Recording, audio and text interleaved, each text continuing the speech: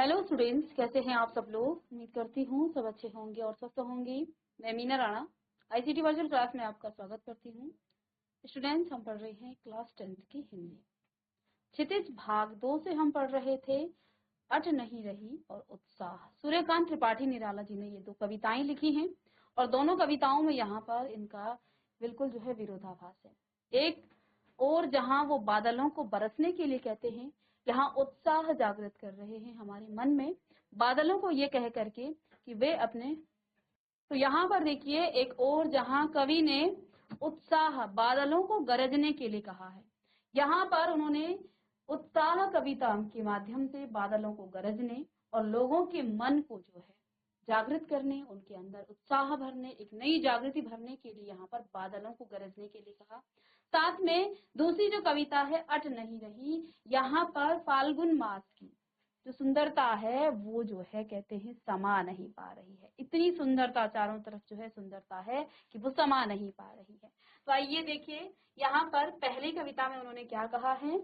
बादल गरजो घेर घेर घोर गगन धाराधर ओ, ललित ललित काले घुंघराले बाल कल्पना कैसे पाले, विद्युत छवि उर में कवि नव जीवन वाले, वज्र छिपा नूतन कविता फिर भर दो बादल गरजो।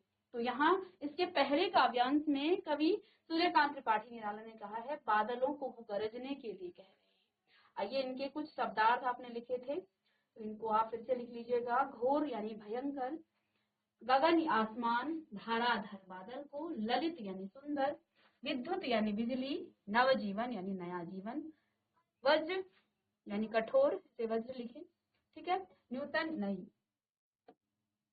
ये आपका वज्र है,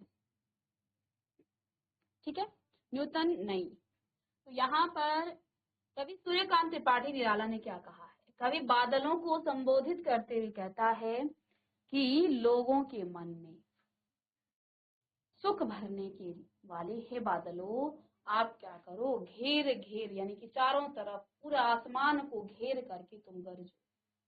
फिर इसके बाद इन्होंने क्या कहा है, तुम्हारे सुंदर बाल, इन बादलों को क्या कहा है।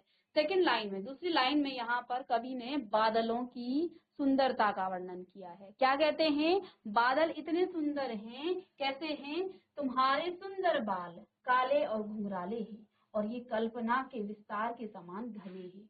अर्थात जिस प्रकार से देखो बादल क्या करते हैं, एक स्थान से दूसरे स्थान जाते हैं और आपने देखा होगा छोटे बच्चों की जो कल्पना है वो भी क्या होती है, वो बदलती रहती है। वो बाल कल्पना की तरह है, जैसे बाल कल्पना होती है ना, वो कभी भी स्थिर नहीं रहती है। ऐसे ही उन बादलों को यहाँ पर कवि ने बताया है कि वे बादल भी क्या करते हैं, वे बदलते रहते हैं, ठीक है।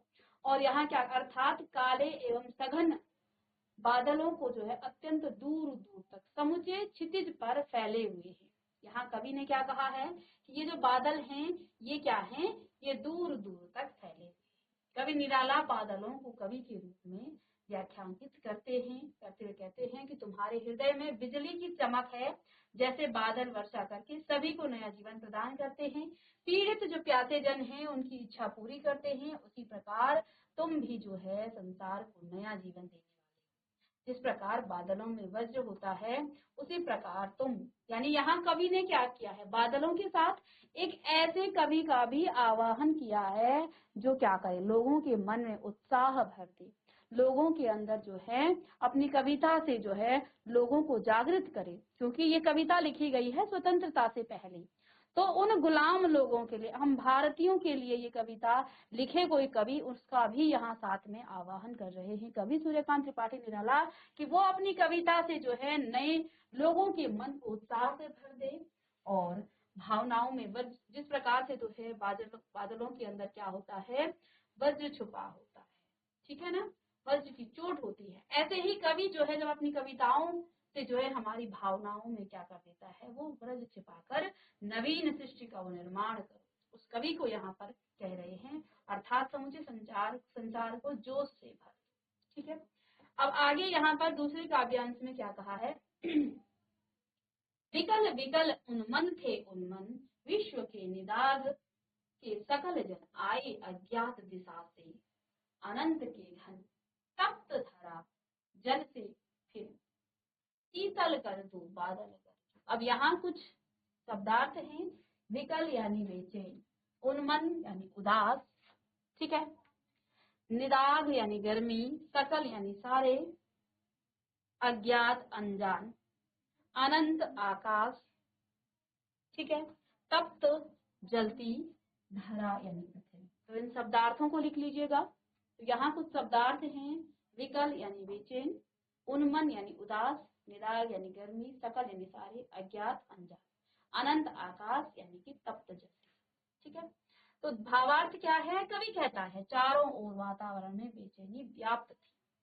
देखो, जब क्या होती है, भीषण गर्मी होती है तो चारों तरफ जो है बेचैनी आ जाती है, लोगों के मन भी दुखी हो जाते हैं। इसलिए वो बादलों को कहता है कि लोगों के मन को सुख से भर देने वाले बादलों।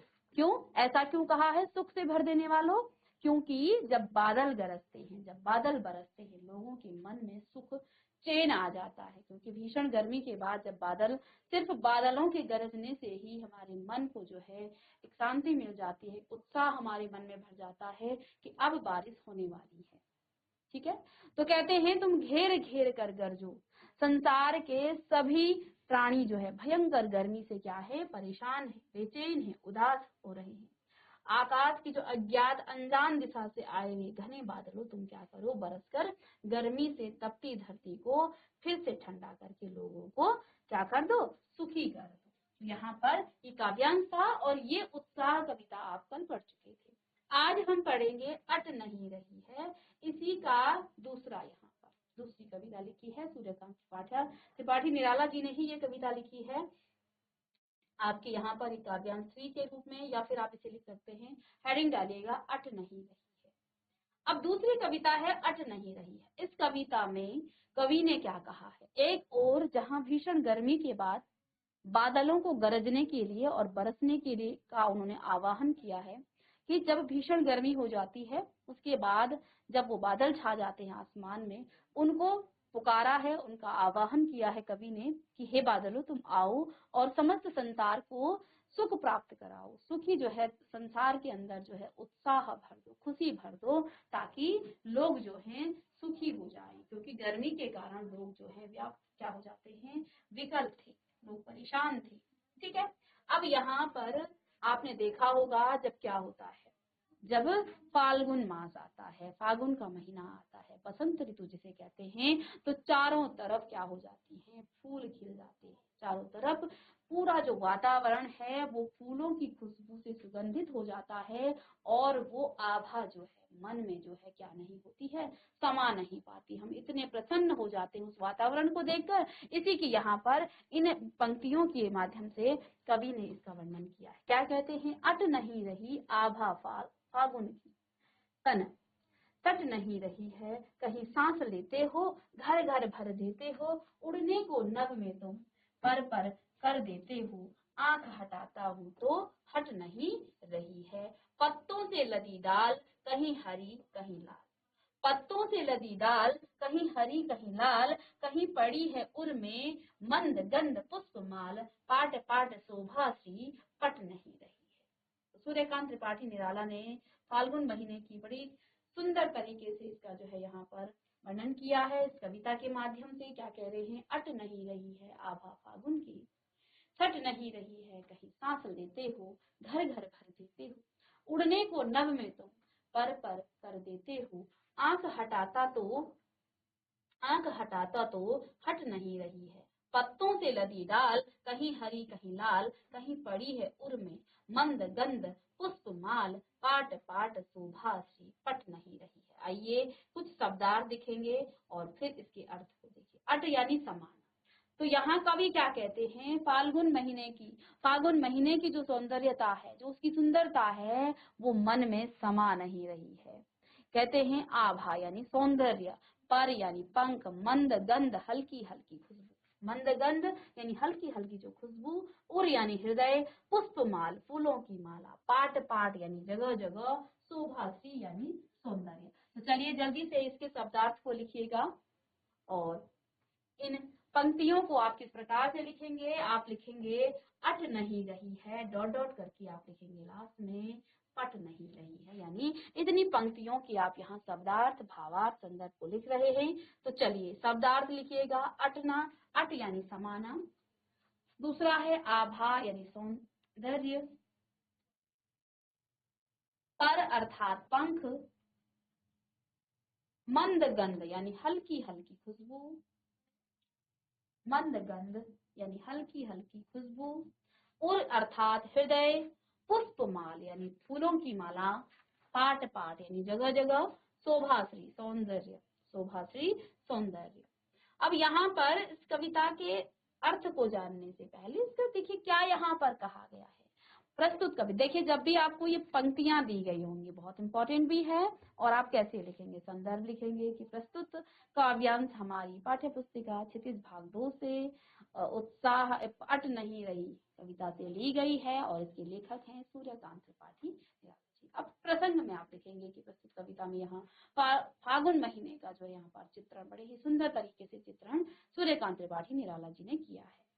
प्रस्तुत कविता में कवि ने फाल्गुन का मानवीकरण चित्र प्रस्तुत किया है। ठीक है, फाल्गुन यानी फरवरी और मार्च के महीने में बसंत ऋतु का आगमन होता है। और जब बसंत ऋतु का आगमन होता है तब आप जानते हैं चारों तरफ फूल ही फूल खिलते हैं, खुशबू से है पूरा वातावरण भर जाता है। सभी डाल जो है, सभी पेड़ में पत्ते होते हैं, क्योंकि उस समय जो है जो पुराने पत्ते हैं उससे पहले झड़ चुके होते हैं और फिर जो है यहाँ पर सभी पेड़ों में जो है नए पत्ते आ जाते हैं, हरा भरा सब दिखता है, फूल इतने सुंदर रंग बिरंगे खिलते हैं। तो यहाँ पर बसंत ऋतु का आगमन होता है फाल्गुन महीने में। इस ऋतु में पुराने पत्ते झड़ जाते हैं और नए पत्ते आते हैं, रंग बिरंगे फूल जो है, फूलों की जो है बहार छा जाती है। ठीक है, तो आपने देखा होगा फाल्गुन महीने में रंग बिरंगे फूल आपको देखने को मिलते हैं और उनकी सुगंध से सारा वातावरण महक उठता है। यहाँ कवि को ऐसा प्रतीत होता है मानो फाल्गुन के सांस लेने पर सब जगह सुगंध फैल गई। वे चाह कर भी अपनी आंखें इस प्राकृतिक सुंदरता से हटा नहीं सकती हैं। कवि यहाँ कहते हैं कि ये जो प्राकृतिक सौंदर्य है इसको देख करके मेरी आंखें अब जो है इससे हट नहीं रही हैं।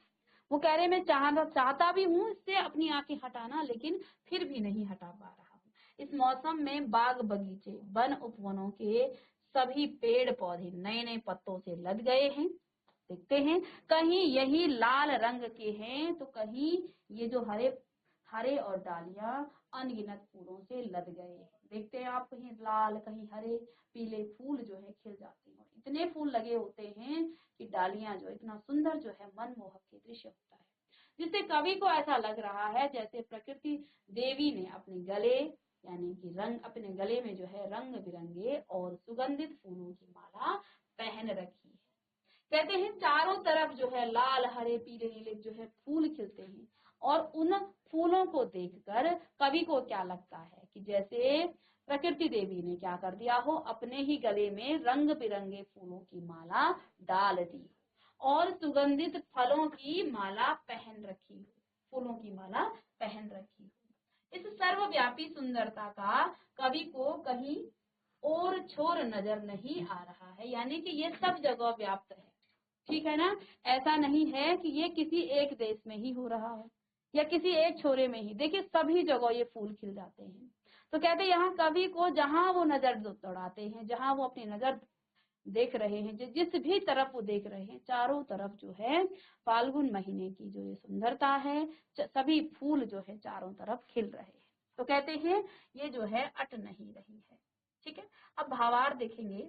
प्रस्तुत कविता में फाल्गुन के अद्वितीय सौंदर्य का वर्णन करते हुए कवि कहते हैं कि चारों ओर फाल्गुन की शोभा समा नहीं रही है। उन्होंने क्या कहा, अट नहीं रही है।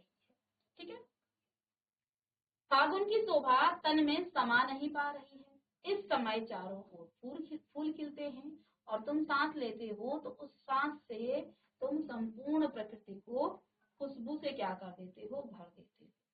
वह सुगंध वातावरण में फैलकर हर घर को खुशबू से भर देती है।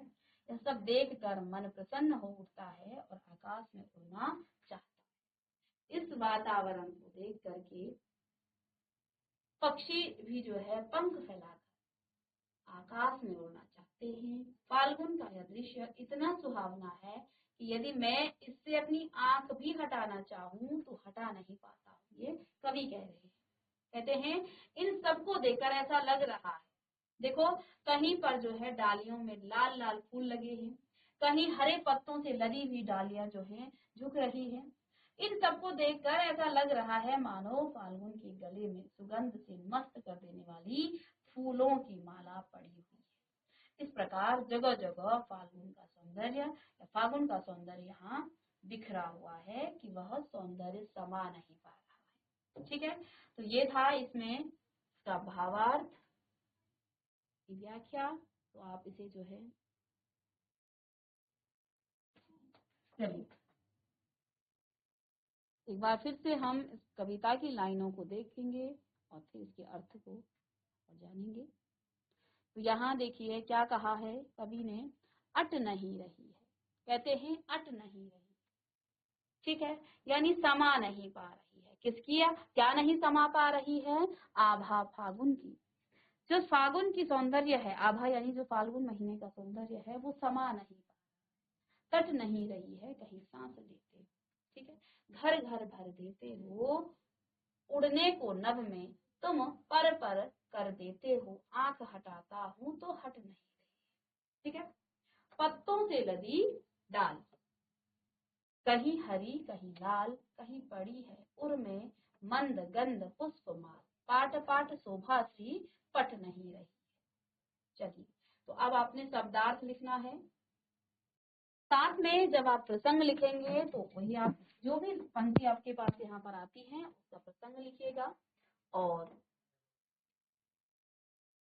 भावार्थ लिखिएगा कि प्रस्तुत कविता में फाल्गुन के अद्वितीय सौंदर्य का यहाँ पर वर्णन करते हुए कवि कहता है कि चारों ओर फागुन की शोभा समा नहीं रही, फागुन की शोभा तन में समा नहीं पा रही। इस समय चारों ओर फूल खिलते हैं, तुम सांस लेते हो और उस सांस से तुम संपूर्ण प्रकृति को खुशबू से भर देते हो, यानी पूरा वातावरण जो है खुशबू से भरा हुआ है। वह सुगंध वातावरण में फैलकर हर घर को खुशबू से भर देती है और यह सब देखकर मन प्रसन्न होता है और आकाश में उड़ना चाहता है। ठीक है, इस वातावरण में पक्षी भी पंख फैलाकर आकाश में उड़ना चाहते हैं और फागुन का ये दृश्य जो है इतना सुहावना लगता है, इतना सुंदर लगता है कि यदि मैं उसे अपनी आंख भी हटाना चाहूँ, कभी कहते हैं मैं आंख भी नहीं हटा पा रहा, यानी हटाना भी चाहता हूँ लेकिन मेरी आंख हट नहीं पा रही। कहते हैं इस समय डालियां जो है कहीं लाल हुई है, यानी डालियों में लाल लाल फूल खिल रहे हैं और कहीं हरे पत्तों से डालियां लदी हुई है। इन सबको देखकर ऐसा लग रहा है मानो फागुन के गले में सुगंध से मस्त कर देने वाली फूलों की माला पड़ी हुई है। इस प्रकार जगह जगह फागुन का सौंदर्य बिखरा हुआ है, वह सौंदर्य समा नहीं पा रहा। तो ये आपकी दो कविताएं आपका यहाँ पर सूर्यकांत त्रिपाठी निराला जी ने लिखी हैं। पहला उत्साह, जिसमें उन्होंने बादलों का आवाहन किया है, बादलों को गरजने के लिए और लोगों के मन में उत्साह भरने के लिए यहाँ पर किया है। दूसरी कविता अट नहीं रही है, यानी कहते हैं यहाँ उन्होंने फागुन महीने की सौंदर्यता का वर्णन किया है। कहते हैं ये इतनी सुंदरता है कि ये जो है समा नहीं पा रही है। ठीक है, तो आइए अब इसके प्रश्न हम करेंगे। तो बहुत छोटी छोटी कविताएं हैं। देखिए, पहले हम उत्साह कविता से प्रश्न करेंगे। तो कवि बादलों से जो है फुहार रिमझिम या बरसने के स्थान पर गरजने के लिए कहता है, क्यों? इस कविता में, उत्साह कविता में कवि ने बादलों को बरसने से ज्यादा गरजने के लिए कहा है। ऐसा कवि क्यों कहते हैं? उन्होंने रिमझिम बरसने से या फिर बरसने से या फुहारने से ज्यादा यहाँ किस पर बल दिया है? गरजने को उन्होंने बादलों को कहा है। ऐसा क्यों कहा होगा? ठीक है, चलिए प्रश्न। तो देखिए निराला जी एक क्रांतिकारी कवि थे, ठीक है, और वे समाज में बदलाव लाना चाहते थे। इसलिए वो जनता में चेतना जागृत करने के लिए और जोश जगाने के लिए कवि बादल से जो है फुहार, रिमझिम या बरसने के लिए न कहकर गरजने के लिए कहता है। गरजना शब्द क्रांति, बदलाव और विरोध दर्शाता है। और जैसा कि आपको पहले ही बता दिया जा चुका है, ये कविता लिखी गई है आपकी स्वतंत्रता से पूर्व। क्योंकि ये कविता स्वतंत्रता से पूर्व लिखी गई है, तो अब कवि निराला जी यहाँ पर क्रांति फैलाना चाहते हैं स्वतंत्रता के लिए। वे जो हैं बादलों को गरजने के लिए कहते हैं, बरसने के लिए नहीं। कहते हैं तुम गरजो ताकि क्रांति फैले, बदलाव आए, और जो जिन्होंने हमें जो है स्वतंत्र क्या किया है, गुलाम किया, उनके प्रति हम क्या करें, विरोध विरोध करें, उनका विरोध करें। तो इसीलिए इन्होंने यहाँ पर बादलों को क्या किया है, गरजने को कहा है, बरसने के लिए नहीं कहा है। ठीक है, तो देखिए लिखेगा इसका उत्तर कि निराला जी क्रांतिकारी कवि थे, समाज में बदलाव लाना चाहते थे, इसलिए जनता में चेतना जागृत करने के लिए और जोश जगाने के लिए कभी बादल से फुहार, रिमझिम या बरसने के बजाय उन्होंने गरजने के लिए कहा है। चलिए इसका उत्तर लिखिएगा। चलिए प्रश्न नंबर 2 है, कविता का शीर्षक उत्साह क्यों रखा गया है। देखिए यहाँ बादलों को गरजने के लिए कहा है, तो इस कविता का नाम बादल क्यों नहीं रखा। ठीक है, तो इस कविता का नाम या शीर्षक उत्साह क्यों रखा गया, इसका क्या कारण है। तो देखिए ये जो कविता है, कवि ने गीत में बादलों के माध्यम से लोगों में उत्साह का सृजन करने को कहा है, ताकि लोगों को क्रांति लाने के लिए उत्साहित करना चाहते हैं। कौन, कवि। कवि क्या कहते हैं, वे लोगों में क्या करना चाह रहे, उत्साह भरना चाह रहे, इसलिए कविता का शीर्षक उन्होंने उत्साह रखा है। ठीक है, तो बादलों को वो क्या कर रहे हैं, संबोधित कर रहे हैं, बादलों को बुला रहे हैं गरजने के लिए। ठीक है, और गरजना क्रांति का जो है संकेत है। ठीक है, कि आप क्रांति कर रहे हो। चलिए इसको लिखिएगा। प्रश्न नंबर 3 है, कविता में बादल किन किन अर्थों की ओर संकेत करता है। चलिए यहाँ कविता में बादल किन किन अर्थों की ओर संकेत करता है। तो देखिए यहाँ निम्न अर्थों की ओर संकेत यहाँ बादल करता है। सबसे पहले बादल जो है पानी बरसाता है और सबकी प्यास वो बुझाता है और सुखी बनाता है, सबको जो है खुश कर देता है, प्रसन्न कर देता है। तो बादलों का काम पहले तो पानी बरसाना है। ठीक है, तो ये तो उसका सबसे पहला यहाँ पर अर्थ है। गरजना, गर्जन कर वो क्रांतिकारी चेतना जागृत करता है। बादलों की गर्जना से एक क्रांतिकारी चेतना जो है इसकी जागृति होती है। नवनिर्माण कर नव जीवन प्रदान करता है, और जब बादल बरसते हैं तो क्या होता है, फिर पेड़ पौधे सभी जो है हरे भरे हो जाते हैं, सभी में जो है एक नई चेतना आ जाती है, नव जीवन को यहाँ पर वो जागृत करता है। तो ये पॉइंट्स है साथ में। ठीक है, तो यही यहाँ पर इस कविता के जितने पॉइंट्स हैं वो इसी में समाहित हैं। वो गर्जना करके क्रांतिकारी चेतना को जागृत कर रहे हैं, नव निर्माण कर नव जीवन का यहाँ पर प्रदान कर रहे हैं, क्योंकि जब बादल गरजते हैं, बरसते हैं तो बारिश होती है और नए नए पेड़ पौधे, नए नए बीजों का अंकुरण होता है और सबको जो है जल मिलता है, पानी बरसाकर सबकी प्यास बुझाता है और लोगों को सुखी बनाता है।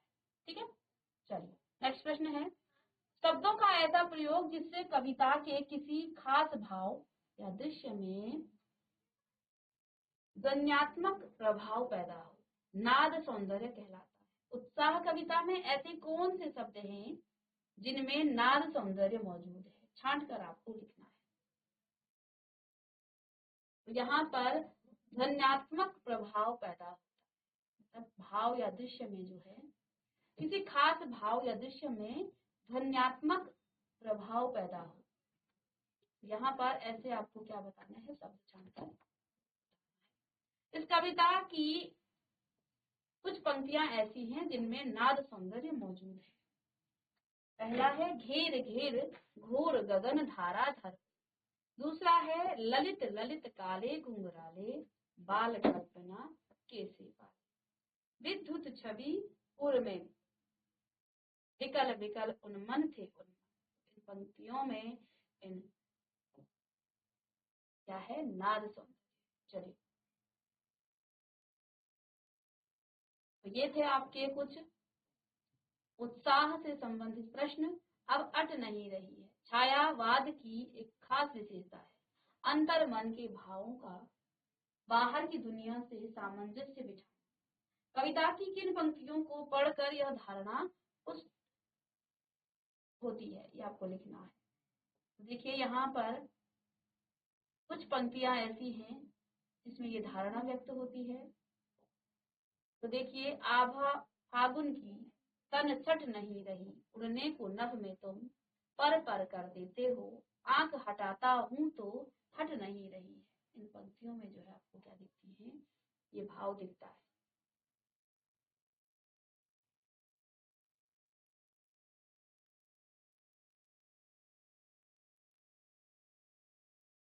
प्रश्न नंबर 2 है, कवि की आंख फागुन की सुंदरता से क्यों नहीं हट रही।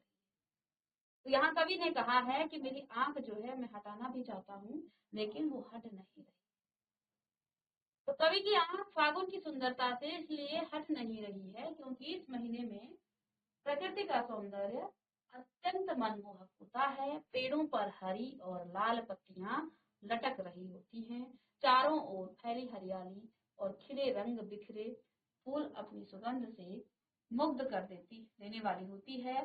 प्रकृति का ये जो सौंदर्य है, नया रंग और सुगंध जीवन में नई ऊर्जा का संचार कर देती है। ठीक है, तो इस प्रकार की सौंदर्य को देख करके कवि की जो नजर है, उनकी जो दृष्टि है, वो हट नहीं रही है। यहाँ पर आपको क्या लिखना है, फागुन महीने की वो सुंदरता का वर्णन करना है जो यहाँ पर इस कविता में की गई है, इस गीत के माध्यम से की गई है। चलिए,